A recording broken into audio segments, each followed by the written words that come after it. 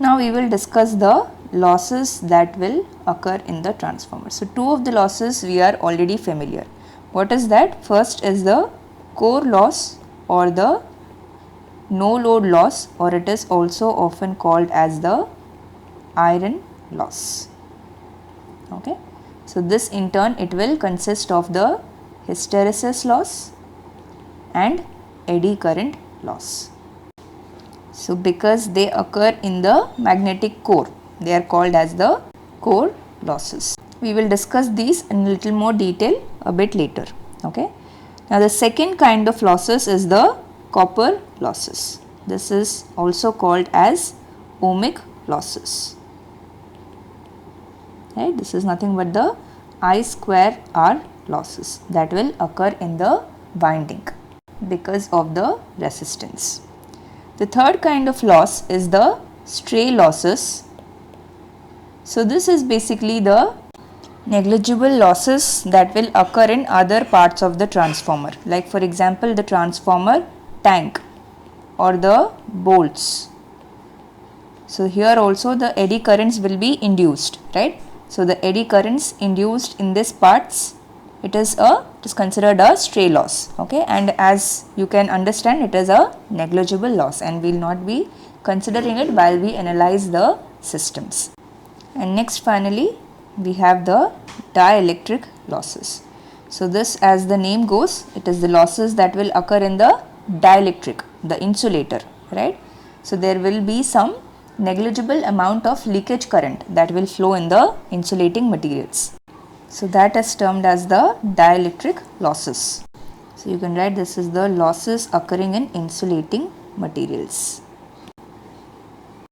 So now we will discuss the core losses in a little more detail. What are the core losses? Hysteresis and eddy current losses. So we will start with the hysteresis losses. So we already saw what is meant by hysteresis losses in the introduction itself, right?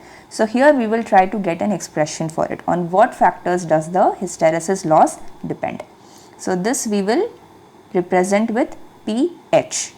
Now this hysteresis loss pH, it is expressed in terms of the frequency and the maximum flux density like this, okay.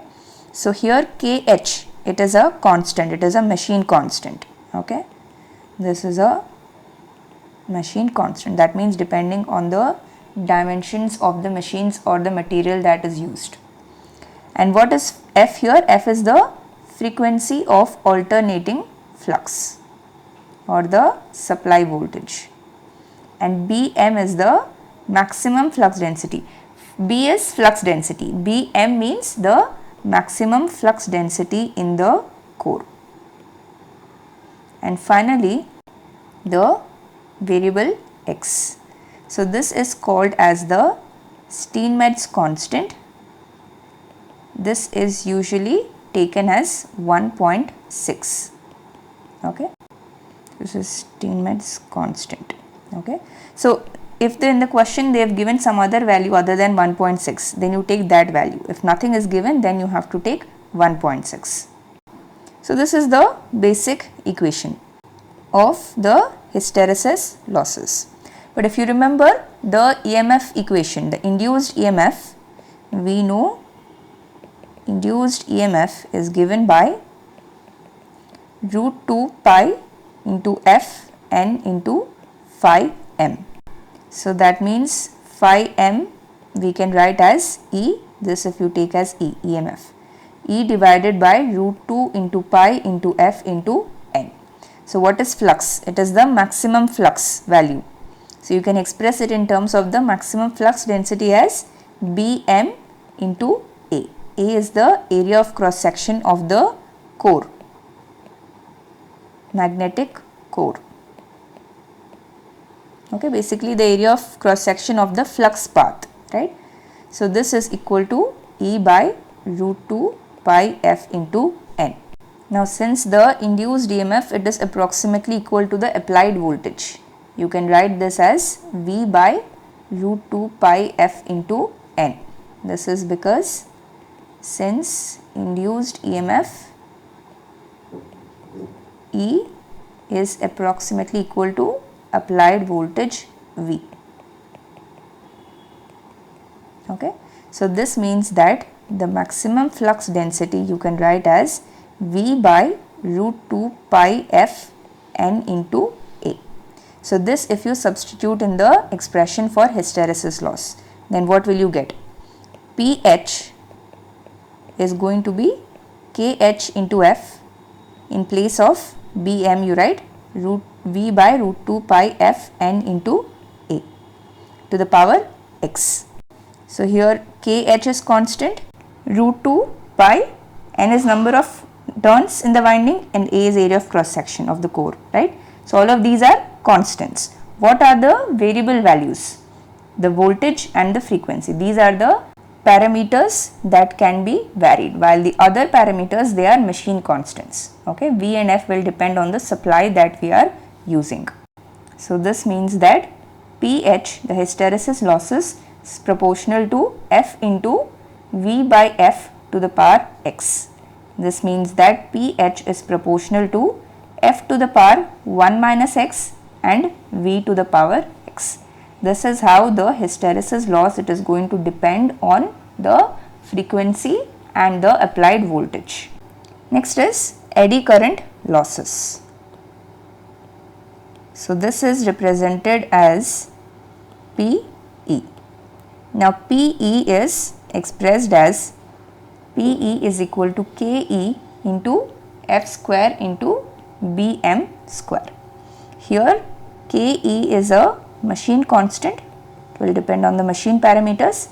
F is the frequency of applied voltage or the alternating flux, and Bm is the maximum magnetic flux density in the core.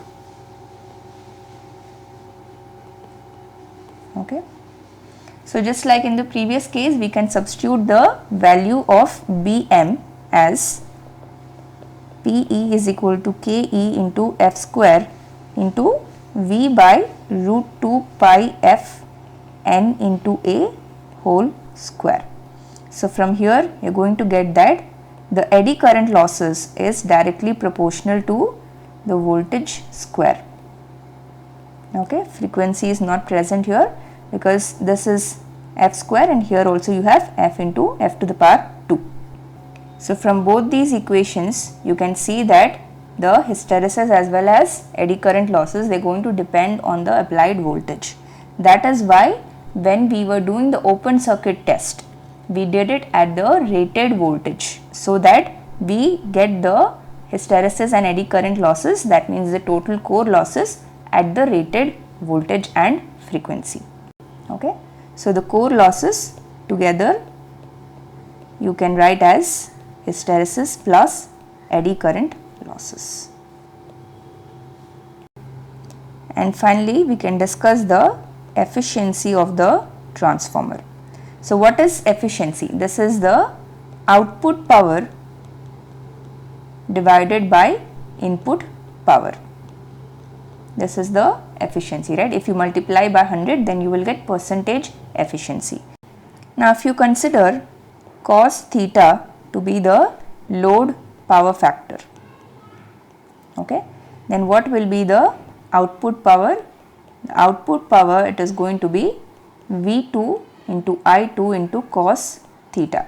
Okay, V2 and I2 are voltage and the current at the secondary side, right? This is the transformer, let us say, and here terminal voltage is V2 and the current delivered is I2. So V2 I2 into cos theta will give you the output power. This is the expression for real power, right? Now if I2 is the rated value of current, then this output power is going to be the full load power. Okay. So here we can introduce the parameter fraction of full load. This is X. Okay. Fraction of full load means the actual current as a fraction of the rated full load current. Rated current is taken as the full load current. So in general you can write output power at X fraction of full load. this is going to be, so instead of I2 you can write x into I2 rated.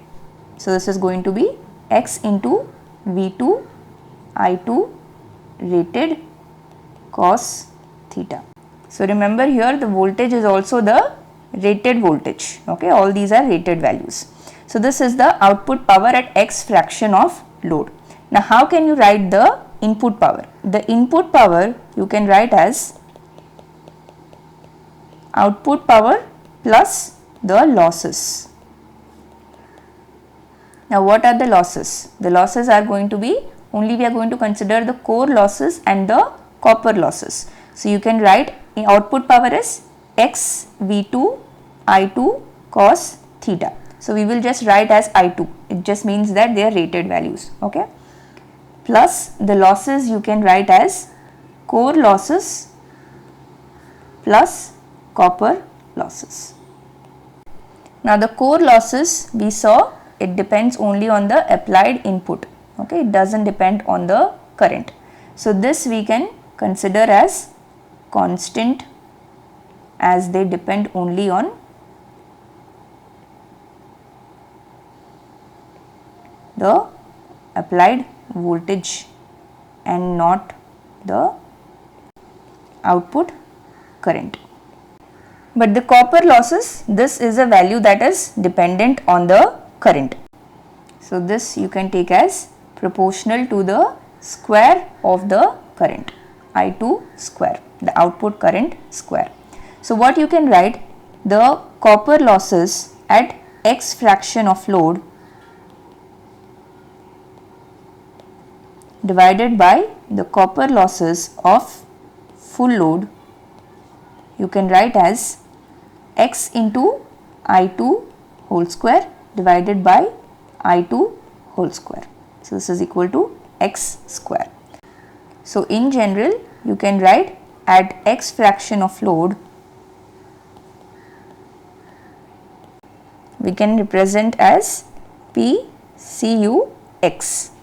So this is equal to x square times P Cu. So the full load copper losses we will represent simply by P Cu.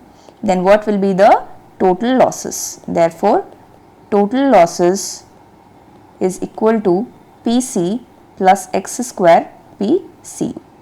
So this is independent of x, while copper losses is proportional to x square. So from here you can write the efficiency eta.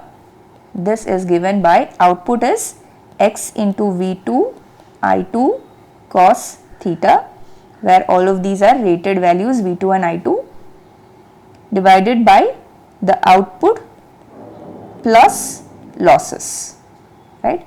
So this is Pc plus x square Pcu. This is the expression for efficiency. If you multiply by 100 you will get the percentage efficiency. Now one important point when it comes to the efficiency is at what fraction of load we can get the maximum efficiency. So simply we have to differentiate with respect to the fraction of load, okay. So d eta by dx, this you should equate to 0. So what is eta? X V2 I2 cos theta divided by x V2 I2 cos theta plus Pc plus x square Pcu. So what you can do is, you can divide the numerator as well as the denominator by x. Then what will you get? D by dx V2 I2 cos theta divided by V2 I2 cos theta plus Pc by x plus x into Pcu. So why we did this is, in the previous case in the numerator as well as denominator we had x, okay, that will become a very complex function to differentiate. Now only in the denominator we have the variable x. So if you want to maximize this function, then you can just minimize the denominator. That means you just have to differentiate the denominator and equate it to 0. Then what are you going to get here? D by dx of V2 I2 cos theta plus PC by x plus x P Cu if it is equal to 0. This means that minus PC by x square plus P Cu is equal to 0. That means x should be equal to root over Pc by Pcu, where Pc is the core losses, or it is also called as constant losses because it is not changing with the load fraction, and Pcu is the full load copper loss. At this condition, at this value of load, the maximum efficiency will occur. Okay. So, this is the condition for maximum efficiency.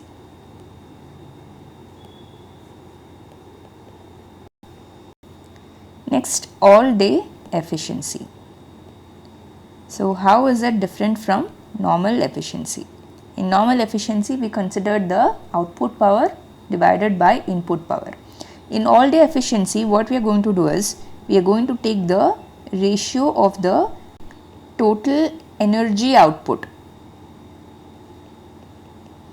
which will be measured in kilowatt hour in a 24-hour time period, okay, divided by the total energy input during the same time. This is also in kilowatt hour. Okay, so here we are taking the energy. So why is this the case? In all day efficiency is basically a parameter that is used to measure the efficiency of distribution transformer. So if you compare a distribution and a power transformer, where is power transformer used? It is used in the transmission system, while distribution transformer is used in the distribution system. So the load on the distribution transformer is not going to be consistent. Like for example, in the daytime you will be using more power, but in the night time you will not be using much electric power. So at that time the load is going to be less on the distribution transformer. In comparison, the power transformer will have a consistent load almost all of the time. So there, if we are considering the power, it will not be a much problem. But here in distribution transformer, we are more concerned with the energy output because of the changes in the load demand.